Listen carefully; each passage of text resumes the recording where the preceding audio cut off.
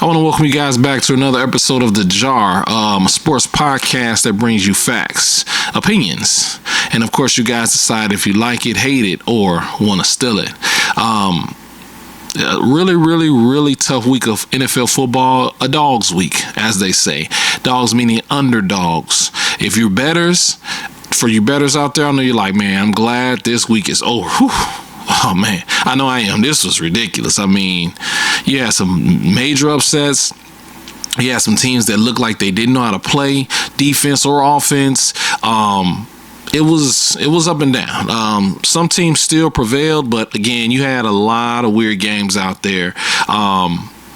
Just to kind of kick things off, for example, Baltimore Ravens. The Ravens, I don't know what's going on with them. They were up in this game. The Ravens played the Las Vegas Raiders, by the way, and they were for the most part up in the game, but they weren't scoring. And I think that's been their kind of issue the first 2 weeks. They can't score. And the running game is non-existent compared to what we were used to last year. And they got Derrick Henry. You know, I was worried about that too. With them having Derrick Henry, everybody was like, hey, they're really going to be leading the league in rushing now because they got Derrick Henry and they got Lamar back there. But if you remember, when the Ravens were leading the league in rushing, they kind of ran by committee. You know, they had J.K. Dobbins back there. You had Gus Edwards and you had Lamar. So you had like a three-headed monster in a sense. So you didn't know when the receiver / running back was coming in, you didn't know what plays they were running. I think the difference here is with Derrick Henry, when he's in the game, you kind of have an idea of what they're gonna do. I don't know why they don't put Derrick Henry in on pass protection plays. For the most part, he's in when you know they're going to probably hand the ball off to him. So they're kind of making themselves one-dimensional instead of utilizing what they have now. It's only 2 weeks, but it is a failure for 2 weeks because the Ravens are 0-2. Again, they can't score, and they were up on the Raiders by 10 points in the fourth quarter. And they let the Las Vegas Raiders. Now, don't get me wrong, Davante Adams turned back into the Davante Adams that we know, the Hall of Fame later on down the years wide receiver. And Gardner Minshew, as he does, you know, at times he plays really good, and at times he plays really bad. He's kind of like Ryan Fitzpatrick. Remember Ryan Fitzpatrick used to have great games, and you'll be like, oh, man, then he'll have a bunch of terrible games. It's like, okay, this is why he's a bench player. Gardner's kind of like that. He has his real high ups and he has his real high downs. But again, I mean, he looked better than Lamar, unfortunately. I mean, it is what it is. And their defense couldn't do anything. I mean, Marlon Humphrey, it's like he wasn't out there. Kyle Hamilton, he was an all-pro safety. He couldn't do anything. I mean, they couldn't stop anything. I just don't get it. Something about the Ravens seems off. Again, they probably are getting used to having just a major running back like Derrick Henry back there versus having a running back by committee type of situation. I don't know. Either way, the Raiders came back from 10 down to beat the Baltimore Ravens 26-23, and that puts the Ravens at 0-2. The Baltimore Ravens are 0-2. They played the Kansas City Chiefs the first week. Okay, you can say, okay. Even though a lot of people picked them to win, you can say, okay, Kansas City has their number. That's fine. But the Raiders? I don't know about that one. That was unheard of. I mean, probably only Raiders fans picked the Raiders to beat Baltimore, and even those fans probably didn't pick their team. But here we stand, and the Raiders, they won. They're 1-1. Baltimore's 0-2. And honestly, I don't know.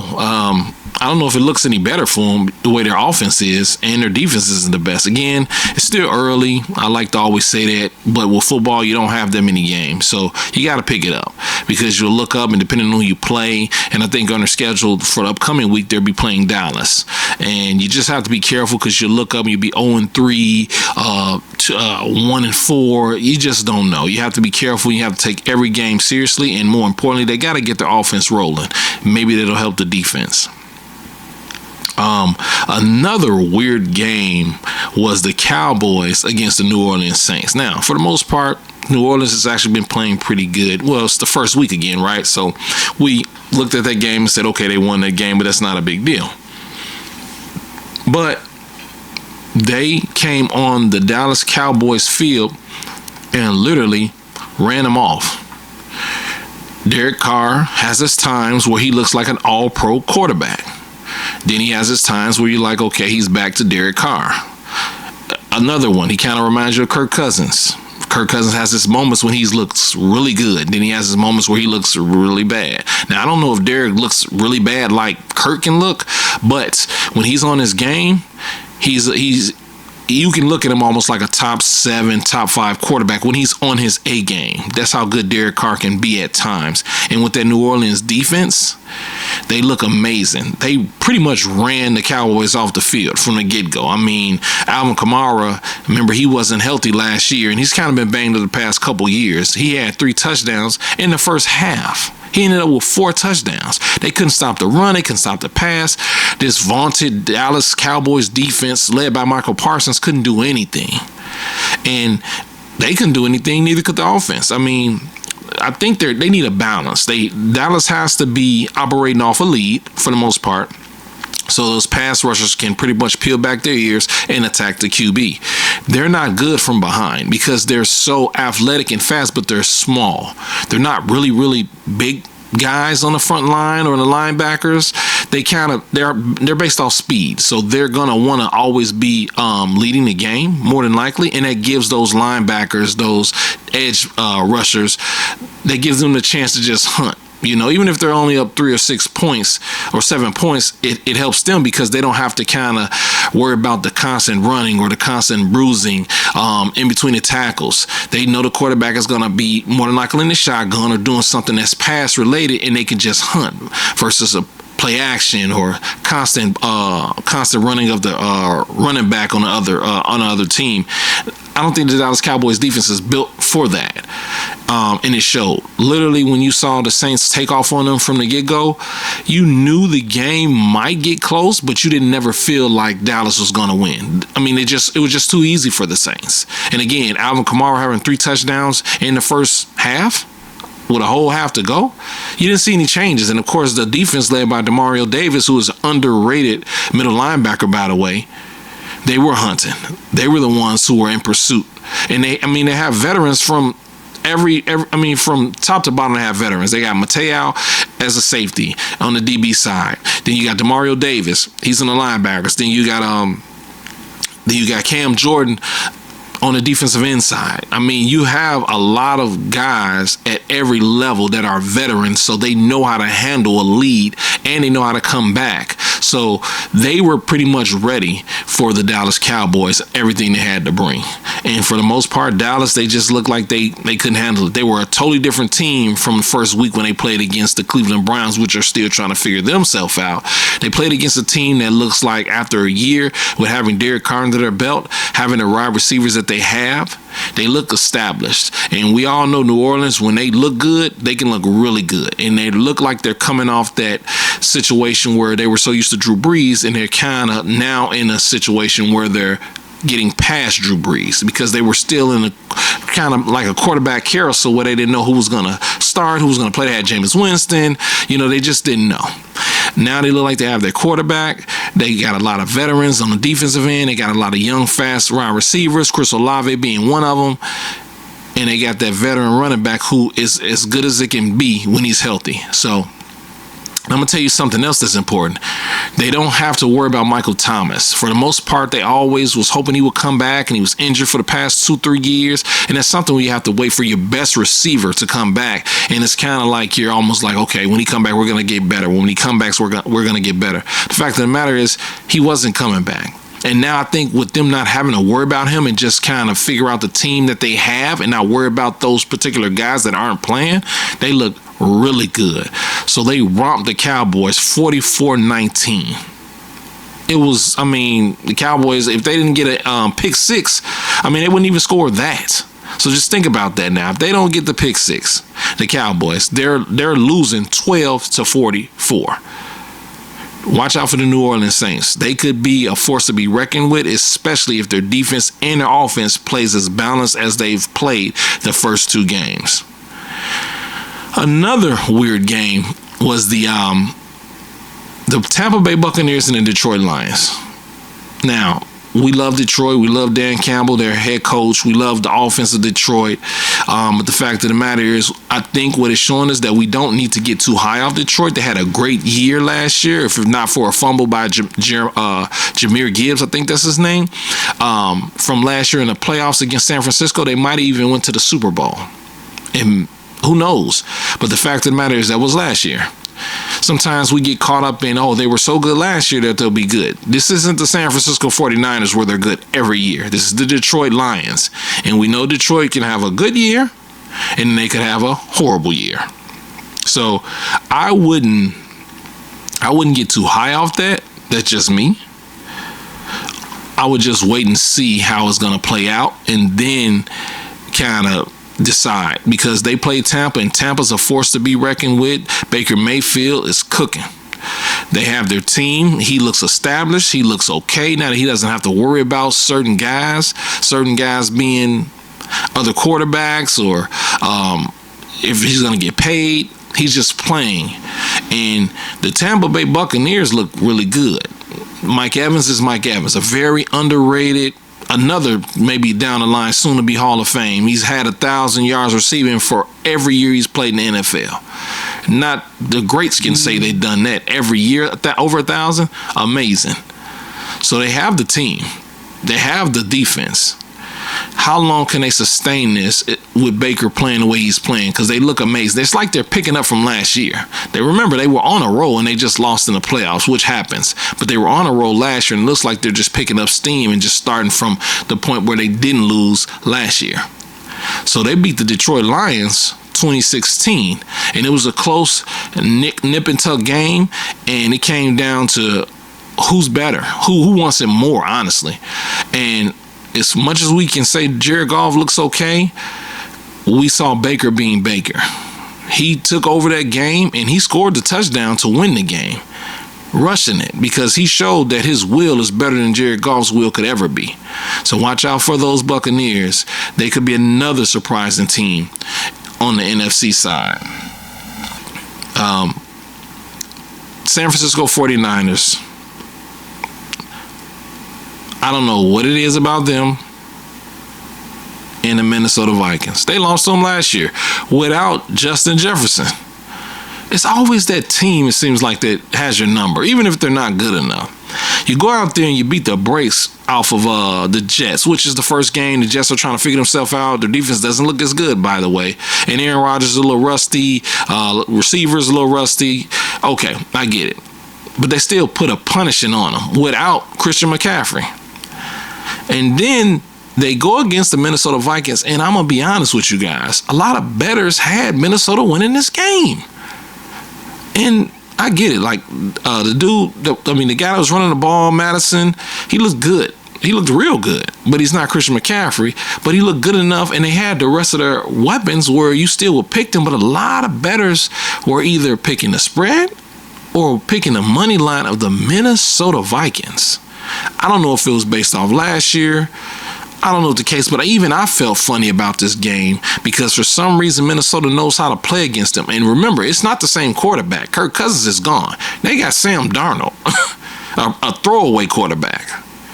And they couldn't do anything with him. Like, it was... Now, don't get me wrong. They didn't lose by a lot, but the game never looked like they would win it. I mean, they just...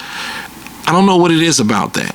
Or at least these last two games against Minnesota, but it just looks like they don't have the intensity. They don't, I don't know. They just sometimes look lost on the defensive side, and it's crazy to say that with Fred Warner, but they look lost on the defensive side going against the Minnesota Vikings offense with those weapons. And Justin Jefferson did have a great game, an amazing game, but he also left that game.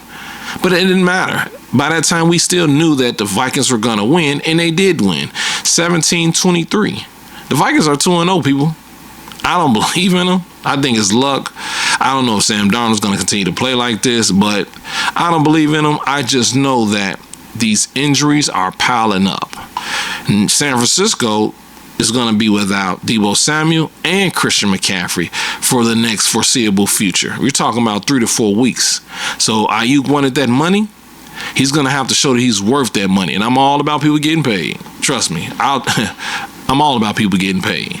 But, brother, You wanted to get this money. You honestly, a lot of people feel like you're the best receiver on that team because Debo is kind of like a Swiss Army knife. He can run the ball, catch the ball. It's great after the catch. But as far as just strictly a receiver, you're the better one of the two. So we need you to step up.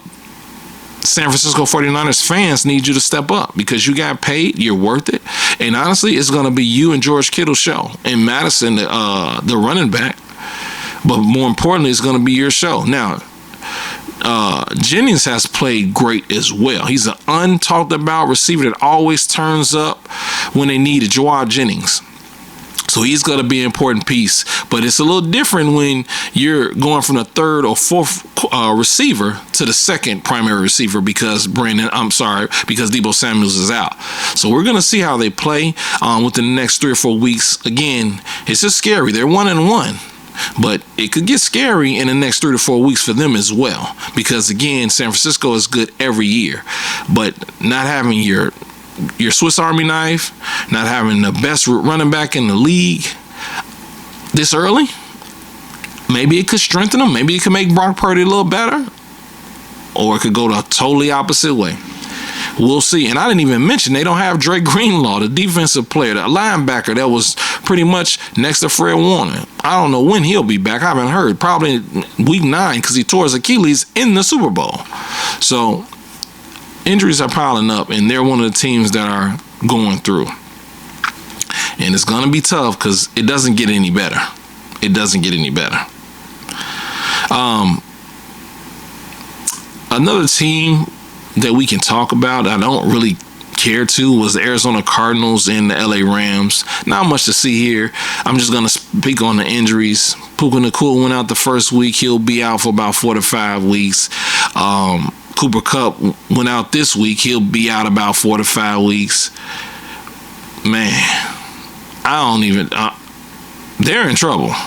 I don't think they're going to make the playoffs. That's just me because that's too devastating of a hit. You have two guys that are great receivers. And a lot of times in space, it's hard to even figure out where they are. And Cooper Kupp looked like he was back on his Cooper Kupp game. He's out. Puka Nacua was an amazing rookie last year. He's out.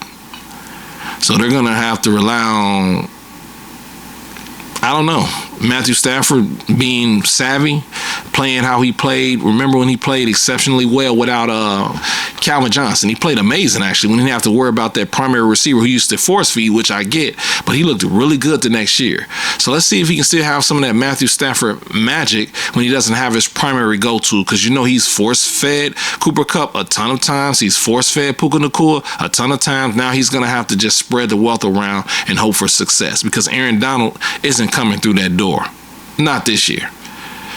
Not this year.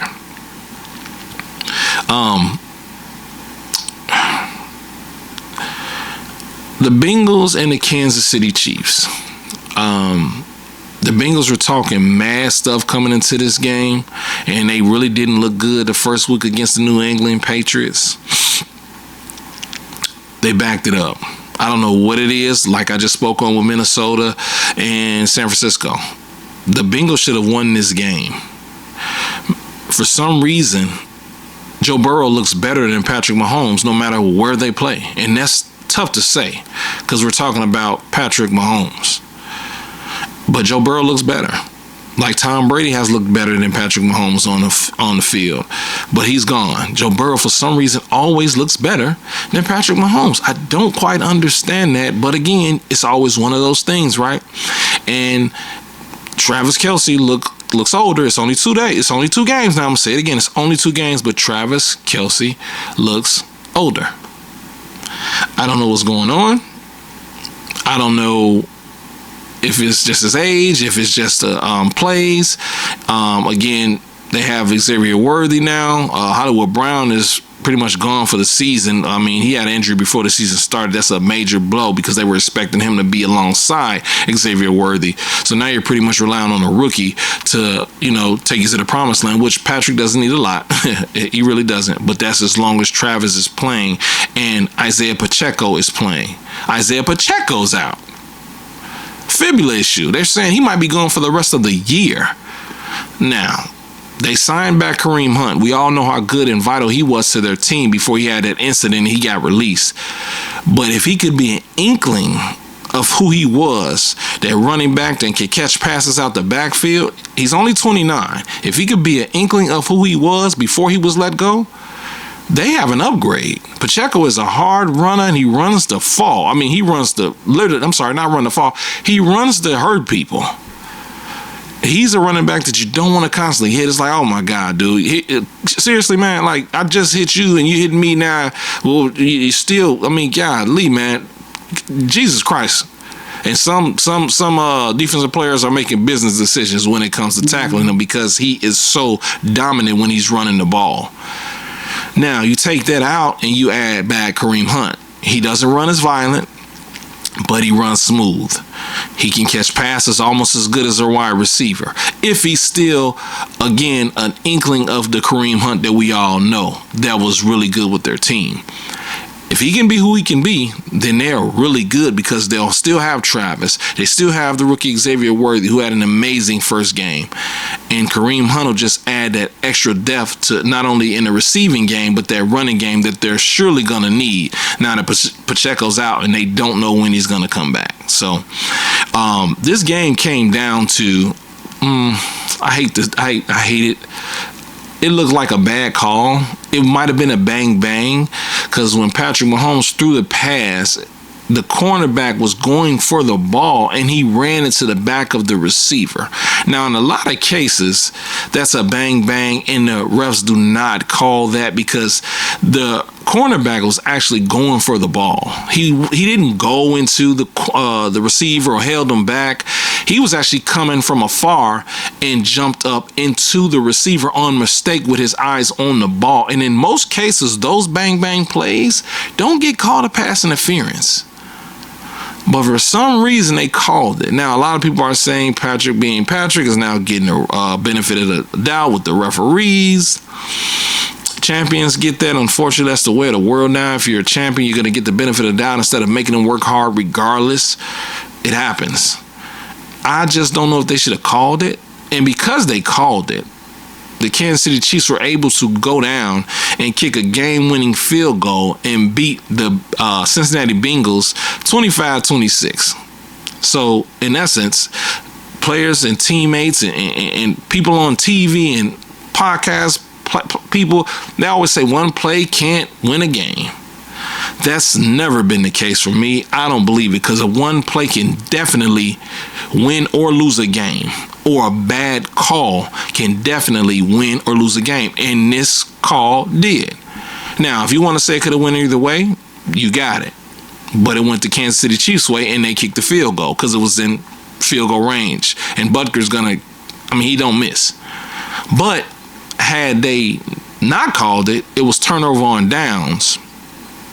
And with turnover on downs, the Chiefs would have lost. So I don't know about the call.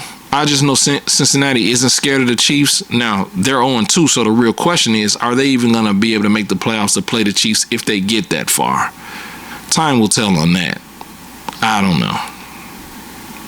Now, we had a quite entertaining Sunday night game. You had the Caleb Williams, Chicago Bears versus the most talked about quarterback probably in the offseason, C.J. Stroud. And you had a lot of individuals wanting to see this game because you had last year's super duper up and coming rookie quarterback versus this year's supposedly next big quarterback, next big thing to be, the guy. And the first week he was terrible. He had 93 yards passing, looked a little deer in headlight-ish. And that's okay. It's your first game, regardless of how good they expect him to be. It's still his first game in the NFL. The speed is different. Everybody's just as good, et cetera, that everybody that knows the game, plays the game, and watch the game says. We get that. And the Titans always have a good defense. We get that. This game, they might have played against one of the favorites of the for the Super Bowl. So it looked good at first. CJ came out wheeling and dealing, so did Caleb, and it looked like they were going to go toe for toe. And honestly, I was hoping so, because that would have been good. Like, these could be the two guys we'd be watching for the next 10 to 12 years. And it still could be the case, but you saw the difference in the teams. Now, the Bears defense was still amazing, because the Bears defense, no matter what, is still going to play amazing. But CJ is CJ, and he has the better weapons also. And it doesn't help that Keenan Allen is never healthy. I mean, this dude, he's the Anthony Davis of the NFL. Talented as they get, but he's never playing a full season. It's ridiculous, man. So you had him out. So you already were without him. So you had Caleb's going to have to try to figure out how to even play with him and the other two receivers, DJ Moore and Ozonia, but he's not going to be able to figure it out right now because Keenan is out again. Jesus Christ, man. Like, dude, what are you doing in the offseason, man? You are never healthy, dude. Get better, man. Especially for the Bears fans, man. They got a lot of high expectations, rightfully so. But you're going to need your weapons. You're good all around the board, from tight end to running back to wide receivers, but they need them all. Because this isn't going to be just a rollover season. You got a lot of good teams in your division, being Detroit, luckily, and a lucky Minnesota team. You do. So you have to figure out something. Because what they're not going to do is they're not going to just lay down and let Caleb Williams come out there and just beat them because they're the Chicago Bears and Caleb Williams supposed to be the next big thing or whatever the case may be. It's not going to happen. So the game was nip and tuck, but you just saw the talent of the Houston Texans come to the forefront. And that's okay if I'm a Bears fan because they played again against a team that could be Super Bowl bound. Great quarterback, 3 great receivers, a great tight end, a great running back, extremely great defense. So they only lost 13-19. Now, it looked like more than that, but it wasn't. And that's a good thing for Bears fans. They didn't lose by a lot against probably a favorite to be in the playoffs and possibly even further. They just have to clean up some things and, more importantly, get healthy. And they may have a chance. It wasn't a bad Sunday night game, and hopefully Caleb will get better with experience. Again, he isn't going to have to play against teams like that all the time. So we'll see how far the Bears go, but it looks okay. It doesn't look as bad as, it's been. It doesn't look as bad as it's been. But the Texans are a force to be reckoned with. They're 2-0. They're grinding out the last 2 games, which were the first game was tough, and this game against the Bears defense was tough, and they grinded it out and they won. And that's what good teams do. They win the games that they have to grind out, and then they win the games that they should win by a lot. These are the games where you have to get through sometimes, and they're doing it. So I wouldn't be surprised now. I wouldn't be surprised. Now for the Monday night game. You had the Philadelphia Eagles versus the Atlanta Falcons. Now, the Atlanta Falcons lost the first week to the Pittsburgh Steelers. I'm not surprised. The Steelers defense is always going to be the Steelers defense. Justin Fields is looking good. He didn't have to do too much, really, because the Steelers defense is always going to eat. They have probably the best defensive player in the league. Yeah, I'm saying it. Outside of Myles Garrett, T.J. Watt is a force to be reckoned with. He wasn't healthy last year, but when he's on the field, I don't know anybody more dangerous, honestly. And that's even with Myles Garrett. I don't know anybody more dangerous than this dude, man. It's like he don't get tired. He's something, man. He is something. And with that being said, we still felt like with the way the Philadelphia Eagles won the first week that they had a good chance. Now, here's the problem. Again, another injury. A.J. Brown out. This is ridiculous. Golly, man. What the come on. Either way, they were without A.J. Brown, and we still felt like they had a chance and they should win because we don't believe in Kirk Cousins, do we? He's always shown glimpse like I just spoke on earlier, but then it's like it's Kirk Cousins, right? And then he looked really stiff and bad the first game because of the Achilles. He looked like he just couldn't move, and he still couldn't. Again, he was on a new team that may have played a part too last week, and a lot of people didn't want to look at that. I actually did. Like, okay, not so much he didn't. He played against a vaunted defense, and he was on a new team. You still got to get used to the weapons. I don't care about all that preseason and all that OTAs, all that crap. You still got to get used to your players, right? Recognize what you have. And honestly, Philly should have won. They were pretty much marching down at the end of the game, and it was 4th down. It was 3rd down, and Jalen Hurts threw a simple pass. outside to Saquon Barkley, and he dropped it.